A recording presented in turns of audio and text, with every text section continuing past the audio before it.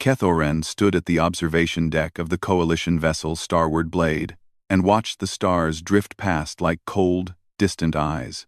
He had served in the Galactic Coalition fleet for 30 cycles, and in all that time, he had never once felt his heart's race with uncertainty.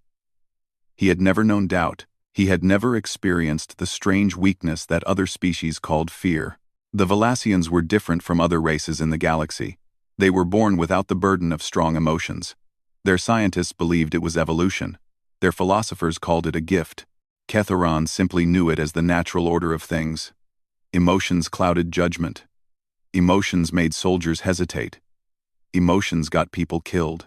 This was why Valassian warriors were prized throughout the Coalition. They could walk into battle without trembling. They could watch their companions fall and continue fighting without pause.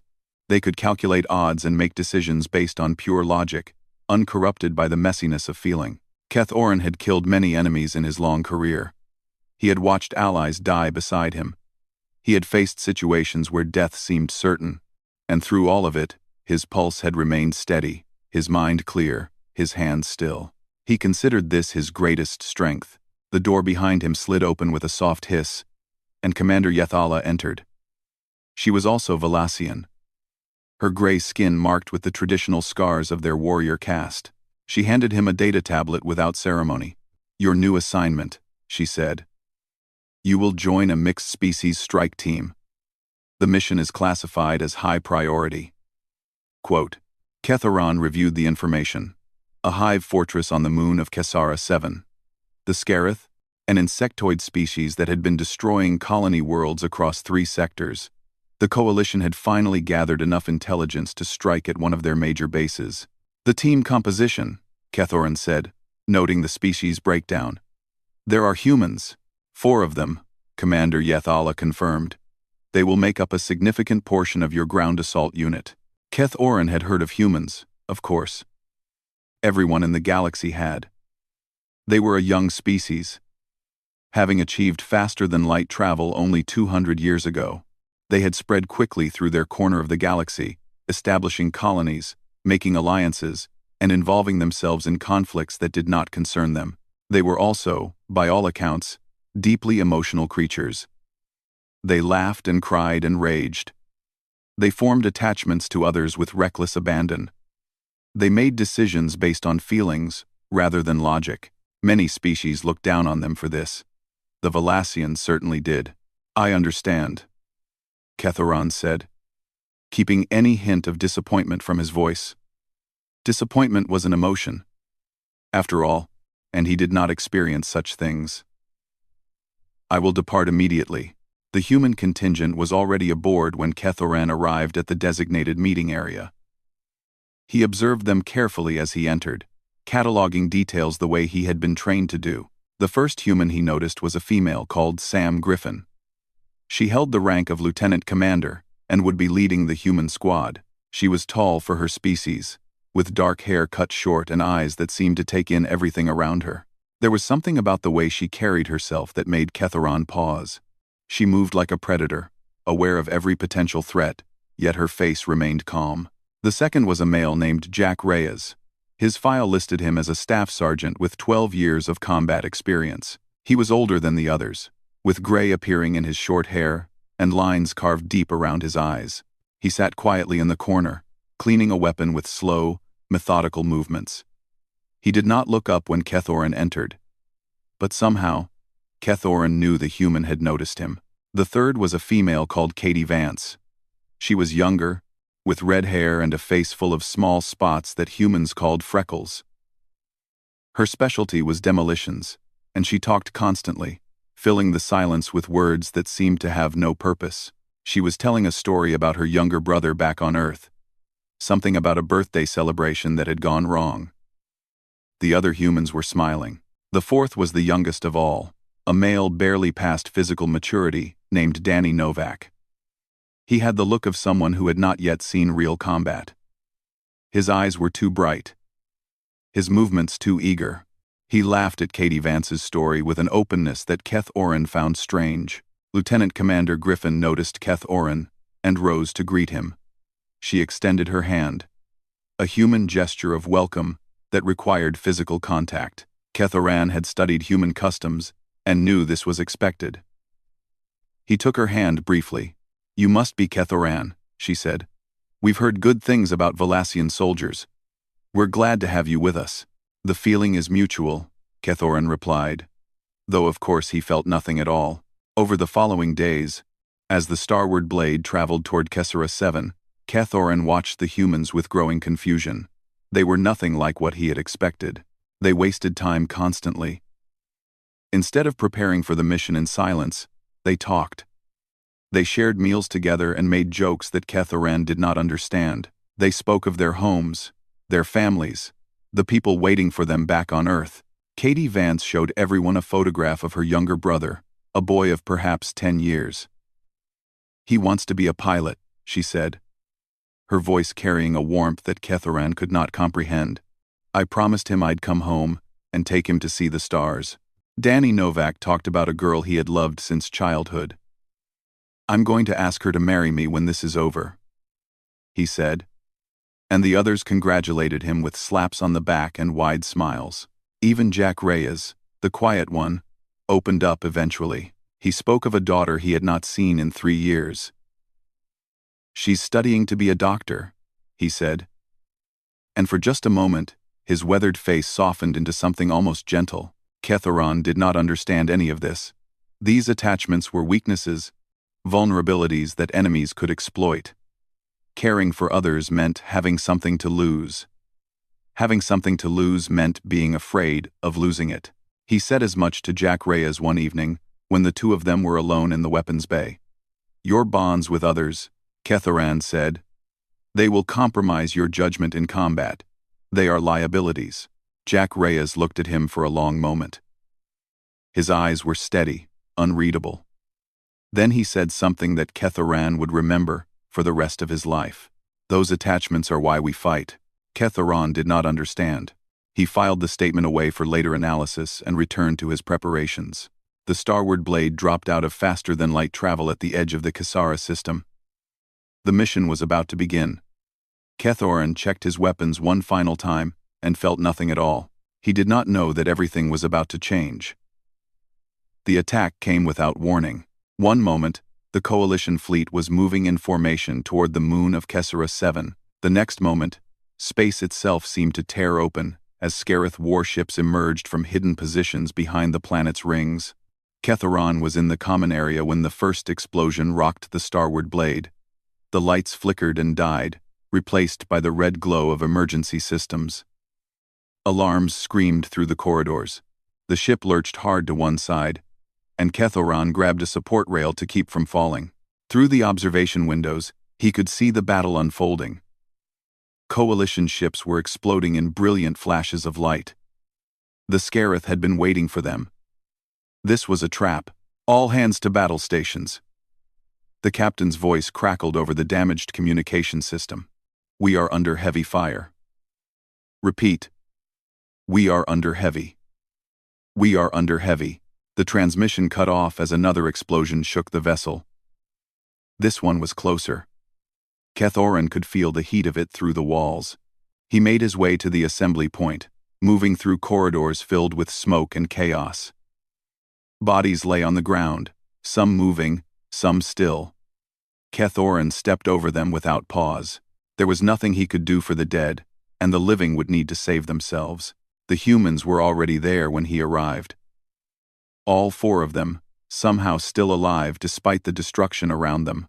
Sam Griffin was shouting orders, organizing the survivors into groups. Jack Reyes was helping wounded soldiers to their feet. Katie Vance was checking her equipment with hands that moved quickly but steadily. Danny Novak looked pale and frightened. But he was still there. Still ready. "We're going down," Sam Griffin said as Kethoran approached. Her voice was calm, controlled. "The engines are gone. The captain is dead. We're going to crash on the surface." The impact was worse than anything Kethoran had experienced before. The starward blade hit the surface of Kessera 7 at an angle, skipping across the rocky terrain like a stone thrown across water. Metal screamed and tore. Bodies were thrown against walls. The world became a spinning nightmare of noise and pain and darkness. When Kethoran opened his eyes again, he was lying in wreckage. Half of the ship was simply gone, torn away during the crash. The sky above was a sickly yellow-green, filled with clouds of toxic gas. The air smelled of burning metal and death. He pulled himself free and assessed the situation. His body was damaged but functional. Several cuts, possible fractures in 2 of his forearms, but nothing that would prevent him from fighting. Around him, survivors were emerging from the ruins. Not many. Perhaps 40 beings from a crew of 300. And already, he could hear the sounds of the Scarith approaching, clicking and chittering in the distance, growing closer. Sam Griffin appeared beside him. Blood was running down her face from a wound on her forehead, but she did not seem to notice. Her eyes were scanning the horizon, evaluating threats. "We need to move," she said. "There's an old relay station, about 40 kilometers north. If we can reach it, we might be able to send a distress signal." 40 kilometers through Scarith territory, Kethoran observed. With wounded soldiers and limited supplies, the probability of survival is extremely low. Sam Griffin looked at him then, and something in her expression made him pause. It was not anger, not despair, not any of the emotions he might have expected. It was something harder, fiercer, more dangerous. "Then we'd better get started," she said. Kethoran watched her walk away to organize the survivors, and he felt the first stirring of something he did not recognize. It was small, barely noticeable, like a pebble dropped into a still pond. He dismissed it and followed her.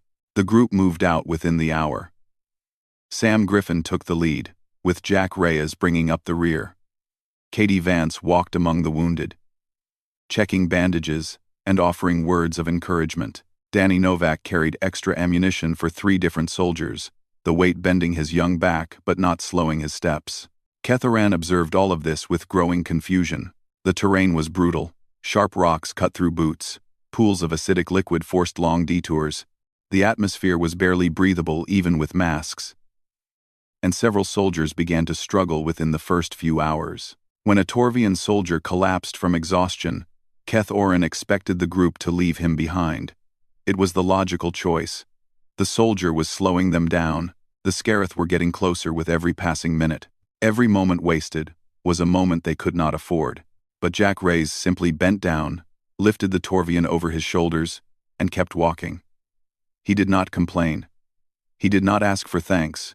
He just carried the alien soldier as if it were the most natural thing in the world. "Why?" Kethoran asked him later, when they had stopped for a brief rest. "He is not of your species. He is not your responsibility. Carrying him puts you at greater risk." Jack Reyes took a long drink of water before answering. His face was covered in sweat and dust, and his breathing was heavy from the effort of carrying the Torvian. But his eyes were clear. "Because he's one of us," he said simply. "We don't leave people behind." That night, they made camp in a shallow cave. The Scarith were close now.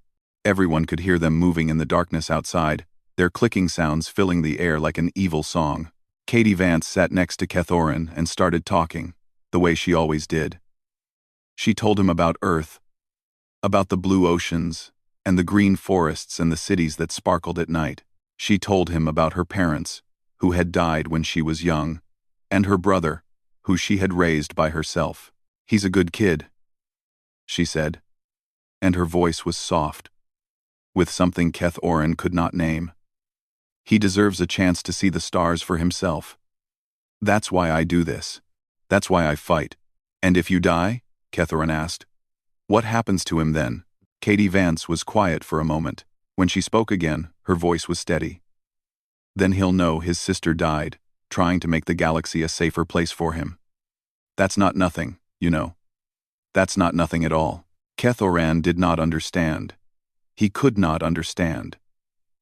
These humans fought not for survival, not for logic, not for any reason that made sense to his Valassian mind. They fought for people who were not even here. They risked death for abstract concepts like love and hope and future. It was inefficient. It was irrational. It was perhaps the strangest thing he had ever witnessed, and yet, as he sat in that cave on a hostile moon, surrounded by enemies who wanted to kill them all, Kethoran noticed something remarkable. The humans were not afraid, or rather, they were afraid. But they did not let that fear control them. They laughed quietly with each other.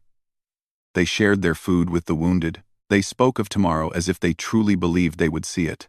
Something stirred inside Kethoran again, that same pebble in the pond sensation. He still did not know what to call it, but for the first time in his life, he wanted to find out. The Scarith attacked, at dawn. They came out of the morning mist like nightmares made real. Their bodies were covered in dark shells that gleamed with moisture. Their many legs moved in horrible unison. Their mouths were filled with teeth designed for tearing flesh from bone. Kethoran had fought many enemies in his long career. But the Scarith were something different. They did not think like other species. They did not feel pain or hesitation. They were a swarm, a single hungry mind spread across thousands of bodies, and they wanted only one thing: to consume everything in their path. The warning came from Danny Novak, who had been standing watch at the cave entrance. His young voice cracked with panic as he screamed, "They're here! They're coming!" The survivors scrambled for their weapons. There was no time for plans, no time for strategies. The Scarith were already upon them. Kethoran raised his rifle and began firing with cold precision. Each shot found its target. Each target fell. He moved through the battle like a machine, calculating angles, measuring distances, eliminating threats with perfect efficiency. But even as he fought, he could not help watching the humans. They were not efficient.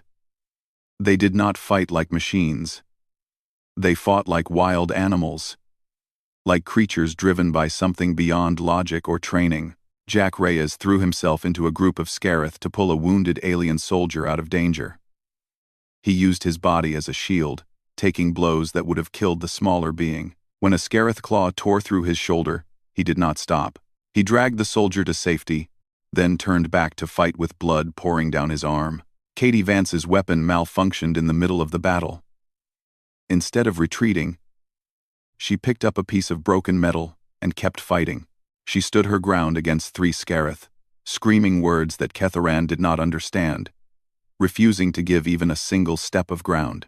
Danny Novak was shaking so badly that Kethoran could see it from across the battlefield. Tears were streaming down his face. His hands trembled on his weapon. He was clearly terrified, more frightened than Kethoran had ever seen any being in his entire life. But he did not run. He kept firing at the enemy. He kept fighting even though every part of him wanted to flee.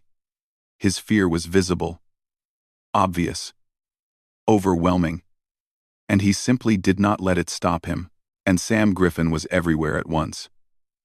She commanded and fought at the same time. She pulled soldiers back from exposed positions.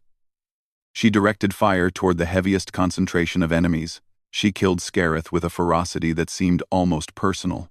At one point, a Scarith broke through the line and charged directly at her.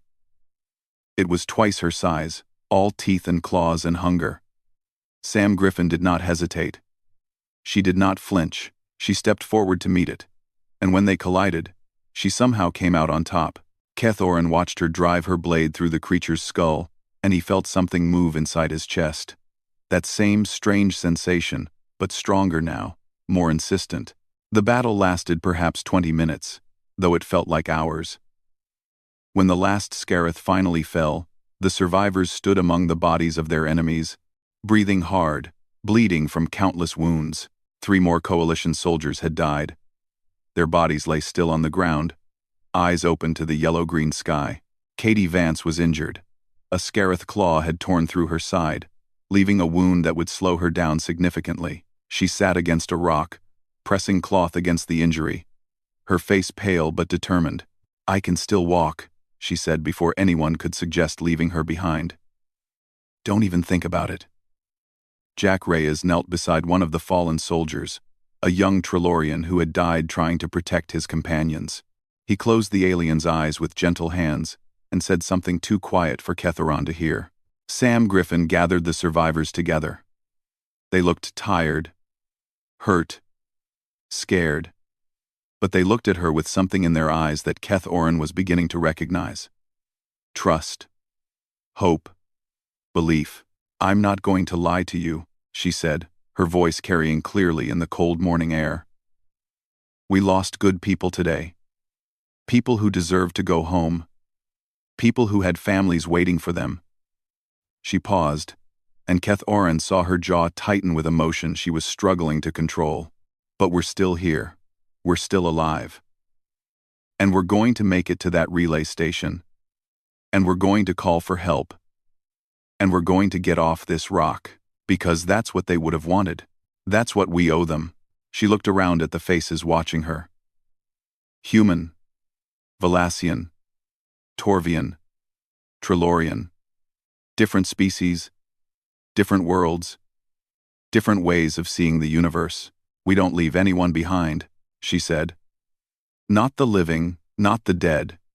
We carry them with us, in our hearts, in our memories.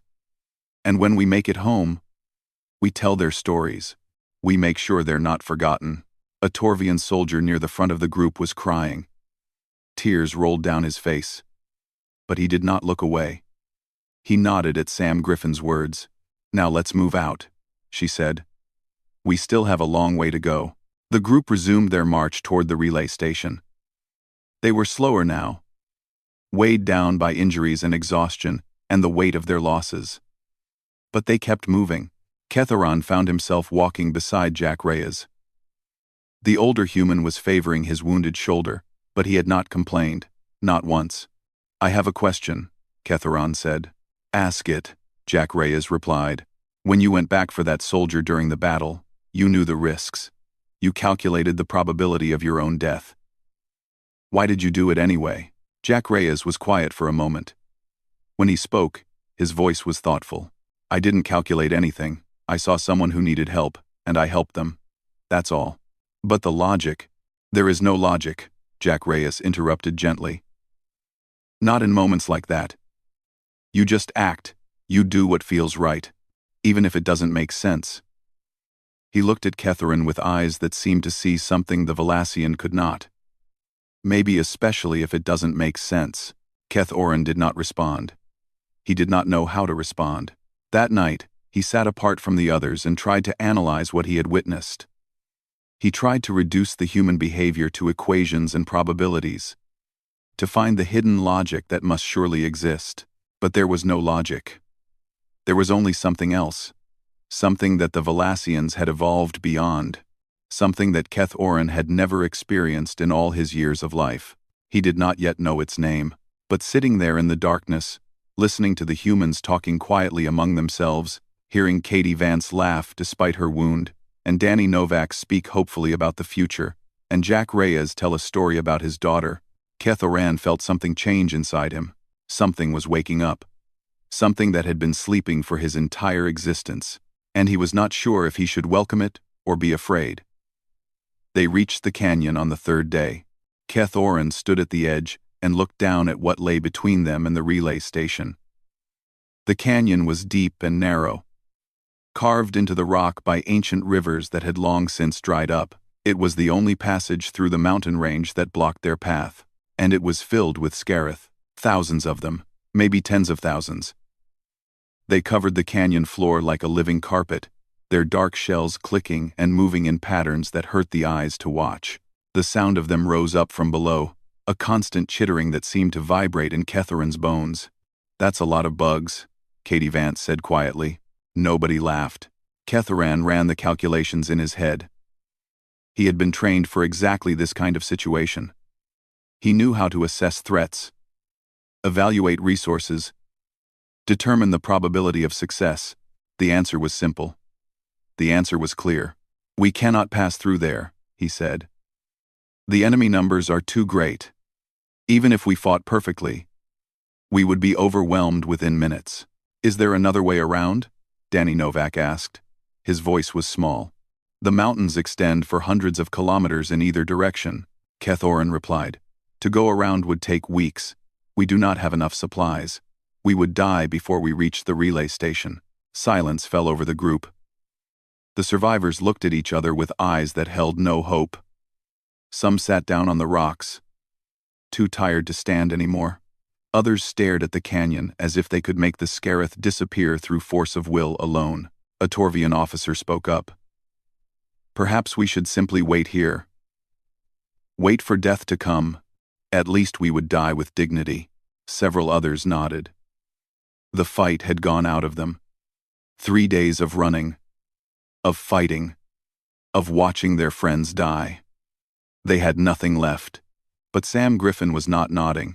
She stood at the edge of the canyon, staring down at the enemy below. Her face was bruised and cut. Her uniform was torn and stained with blood, both hers and others. She had not slept in 2 days, but her eyes were burning with something that Kethoran had never seen before. "No," she said. The word cut through the despair like a blade. "No," she said again, turning to face the survivors. "We are not going to sit here and wait to die. We are not going to give up. Not after everything we've been through. Not after everyone we've lost." She pointed down at the canyon. "Those things took our ship. They killed our friends. They think they've won. They think we're going to lie down and let them finish us off." Her voice rose, filled with a fury that seemed to warm the cold air around them. "They're wrong." She laid out her plan. It was desperate. It was reckless. It relied on timing, on luck, on things going exactly right when nothing had gone right since they arrived on this cursed moon. Katie Vance would use the last of her explosives to create a diversion at the far end of the canyon.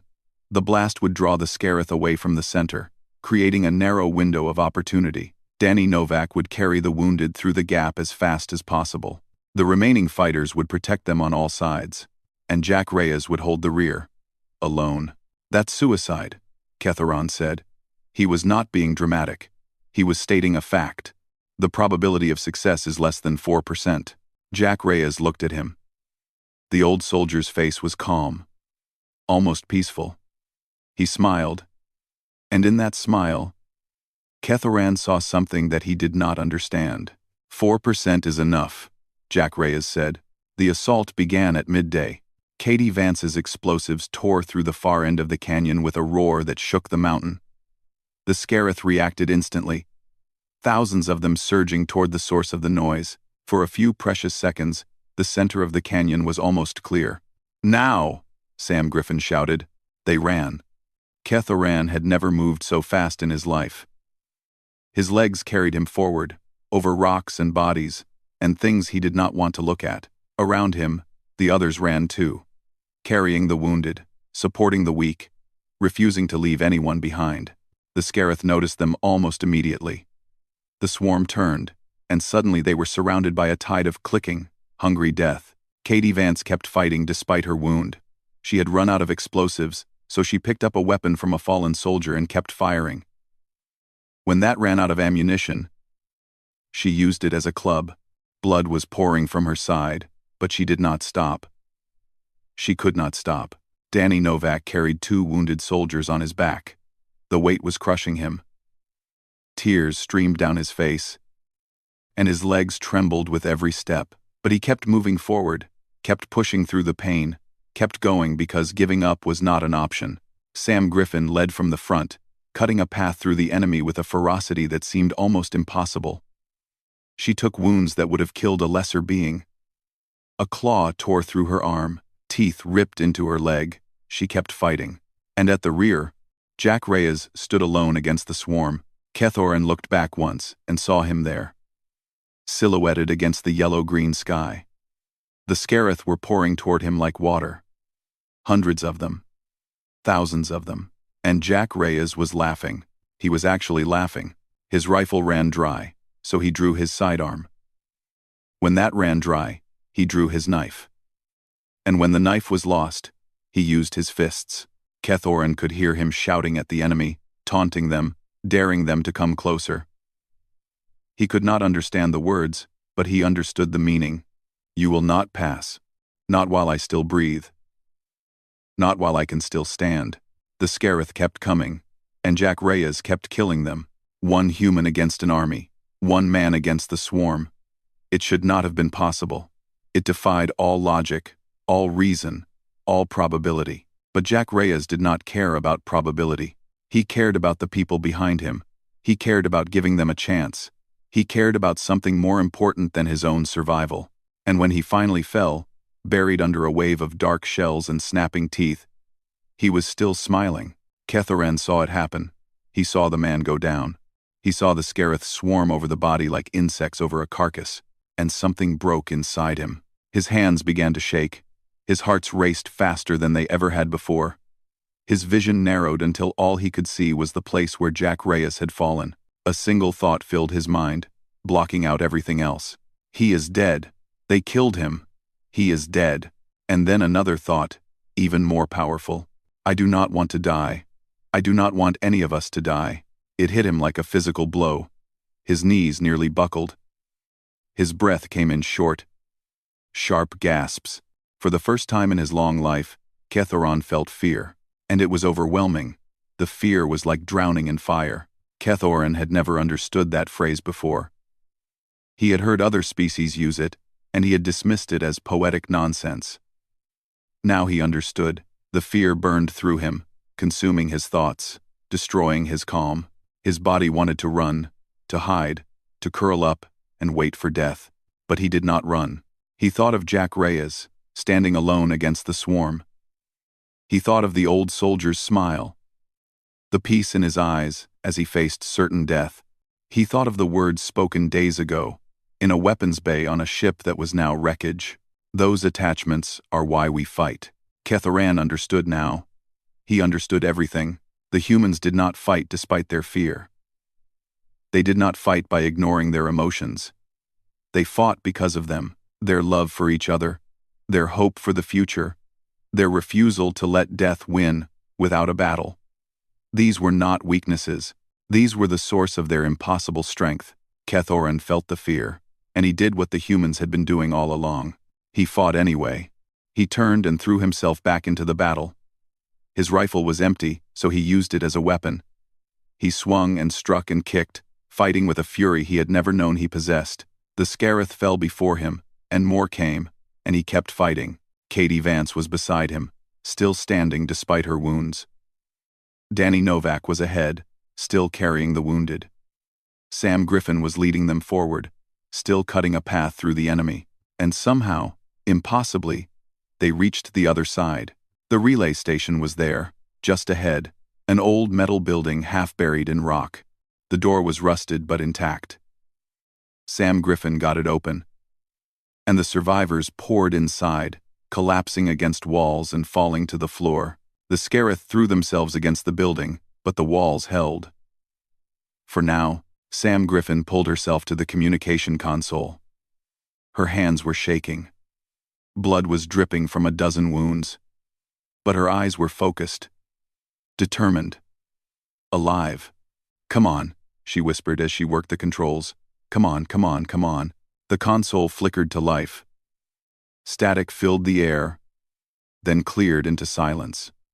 "This is Lieutenant Commander Sam Griffin of the Coalition vessel Starward Blade," she said into the communicator. "We have crashed on Kasara 7. We have survivors. We need immediate extraction. Does anyone copy? Does anyone hear me?" Silence. The Scarith were pounding on the walls now. The metal was beginning to dent. They did not have much time. "Please," Sam Griffin said, and her voice cracked. "Please, someone answer." More silence. And then, through the static, a voice. "Starward Blade. This is the Coalition cruiser Morning Star. We have your position. Extraction teams are inbound. Hold tight. Help is on the way." Katie Vance started crying. Danny Novak fell to his knees and covered his face with his hands. Even the Torvian and Trelorian soldiers were making sounds of relief and joy. Sam Griffin sat back from the console and closed her eyes.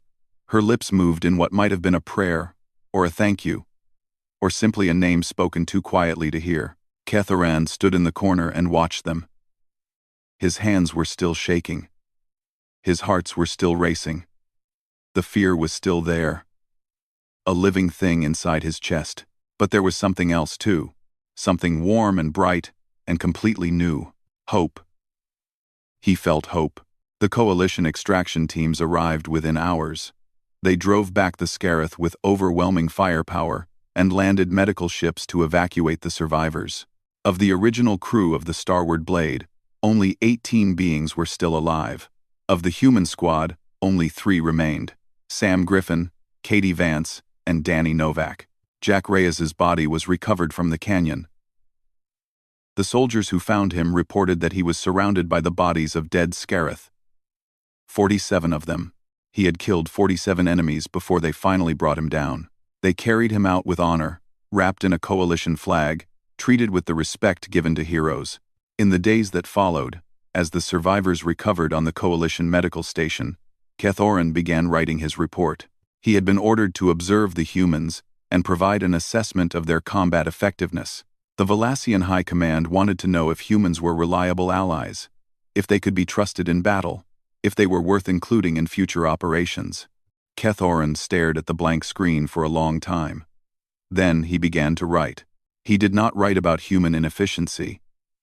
He did not write about their emotional weakness or their irrational behavior.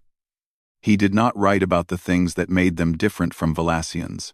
Instead, he wrote about courage.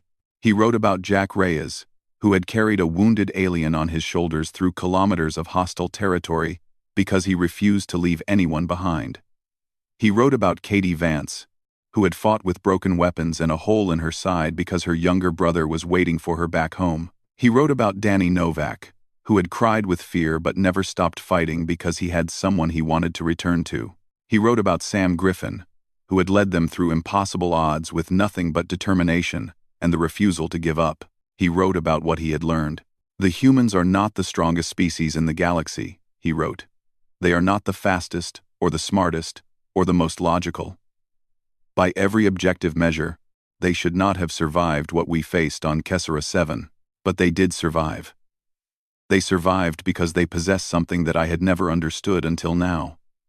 They carry fear in their hearts, every moment of their existence. They feel pain, and loss, and doubt. They know that they could die at any time, in any battle, for any reason, and they fight anyway.